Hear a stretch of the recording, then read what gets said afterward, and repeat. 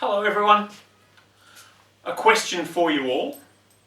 How many of you have ever drilled holes in timber, probably with something like a twist drill? All of you, fantastic. I thought that might be the case. But then, how many of you drilled different types of holes with other hole forming tools? That's a different question, and that's what I'm going to take you through today. So, with the information pack that you have, and with the demonstration that I'm going to do, after 10 minutes, what you'll be able to do is successfully answer the quiz that I'm going to give you in relation to the various tools that we're going to be looking at today.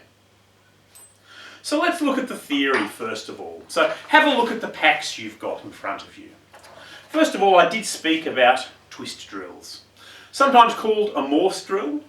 Usually they're around about 13 millimeters, up to 13 millimeters or half an inch in diameter. And you can see that's the top diagram on the slide there. For larger drill bits, then they can have a reduced shank, which is the second and third photo in the pack you've got. They're very efficient for drilling steel. But for the larger holes, you always want to use a smaller pilot hole, a smaller drill bit, to start them off. So they can be used for wood, but the problem with using these types of drills for wood is that they can wander, the grain can cause them to wander.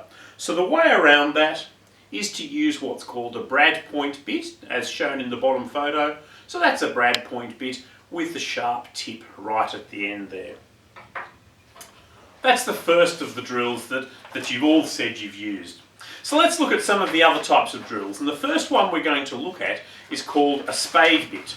So the spade bit there, the next slide in your pack, is sometimes called a flat bit or a paddle bit. Diameters usually, so around about 18 mils up to 14 mils, or 40 mils, 3/4 of an inch up to sort of 1.5 inches. Used for timber, usually they're always steel, they're used for timber, and they have the lead point in them, and that lead point helps start the drill off and allows you to be able to drill the hole out. Something you've got to be very wary of when you're using one of those drill bits is that you can actually break through to the other side and damage the timber, and I'll demonstrate that a little bit later. So there are ways of doing that, and that is that you actually turn the piece over and you can drill from both sides to stop that being a problem. The third bit, or the third of the hole forming tools, is called a hole saw.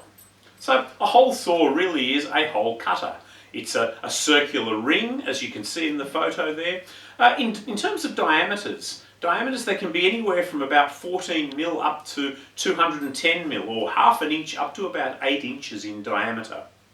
They're really good for timber, they're good for composites, tiles, thinner material if you're doing any plumbing or electrical work. What you do with them is you do drill through the material. So they actually create a plug, and you can see the picture of the plug there on the bottom there. So that you don't actually have to cut all of the material away. When you use the spade bit, you cut all of the material away. So these are actually very efficient, as less material is cut and hence less power is required. So what you can actually see here is a plug. There's a plug that's been drilled, and similar to the spade bit, you can drill it from both sides so you get a reasonably clean hole. Now, if you don't drill it properly, and you don't drill it from both sides, what you can get is something like that, where you get the breakthrough. So that's what we talk about when we say you break through when you're drilling. So, that takes us to the fourth of the hole forming tools, and that's called a Forstner bit. Developed by Benjamin Forstner in about 1886, I think it was. In terms of diameters, usually 6 millimeters up to, say somewhere around about 80 mil, or 1/4 of an inch up to about 3.5 or 3 1/4 inches. made of steel, used for timber, very much used for timber, because what you want to do with a Forstner bit is drill a blind hole. In other words, whereas the other two drill bits are for drilling through the timber or the material, this is for drilling a blind hole. So what it does is it creates a very clean, precise, flat-bottomed hole. Very good if you're using a drill bit, but you can drill them freehand, as we will do in a couple of minutes' time. So, there's 4 different types of hole forming tools. Does anyone have any questions before we continue? No? No questions? Okay, let's continue. So now what we're going to do, I'm going to demonstrate, that's the theory part. Now I'm going to demonstrate how some of these drill bits work. Now, the first important thing whenever you're going to be drilling is to protect your eyes. When you are drilling, what can happen is a drill bit can break, and just for that reason you always make sure that you protect your eyes. Because I'm wearing glasses for drilling, I'll actually use a visor, but you can wear safety glasses or goggles just as easily. Okay, I'll put that on my head to start with. The first thing I'm going to demonstrate is the spade bit. So there's the spade or paddle bit.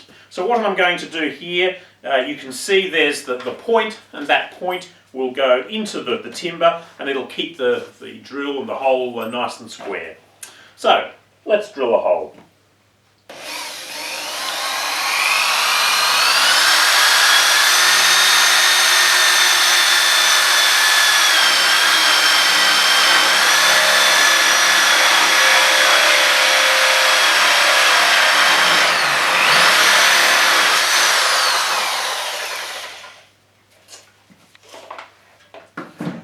Okay, now what you can see there is we got some breakthrough because I didn't drill from both sides. So that's exactly the challenge that you have if you don't drill from both sides, and we'll do with a hole saw, we will drill from both sides and you'll see the difference there. So there you are, that's the spade bit. Let me move that back there.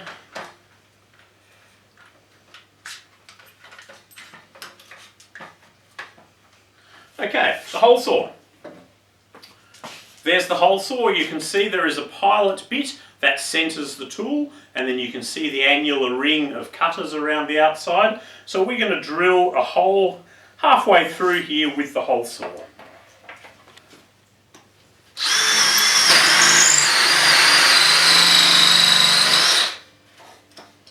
Now what I'm going to do is I'm going to turn it over and drill the other side, because the hole has gone through.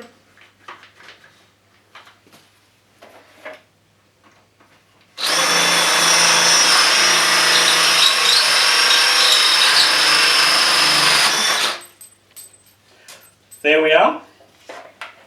We've drilled with the hole saw, and there's the plug that's come out of the bit, and you can see a very clean hole there. Okay, let's look at the Forstner bit. So the Forstner bit drills the blind hole.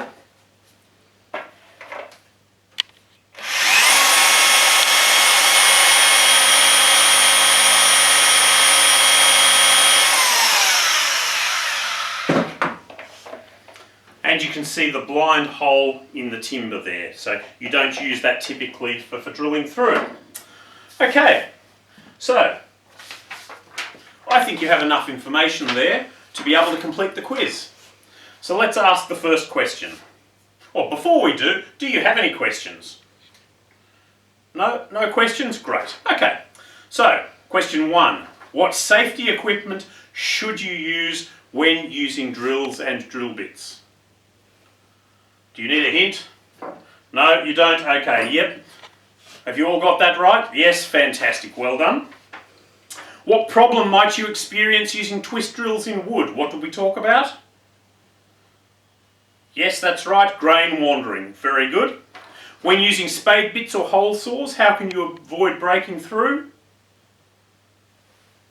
Yes, you can drill from both sides, exactly. Yes, that's right. Everyone agree? Fantastic. Which type of drill bit leaves behind a plug? A hole saw? Yes. Which type of bit is best for drilling clean, blind holes? The Forstner bit. Well done. You've all passed the test. Very well done. So you've all got 100%. Pass mark was 75%. So hope you enjoyed yourself today. Thank you very much for your time.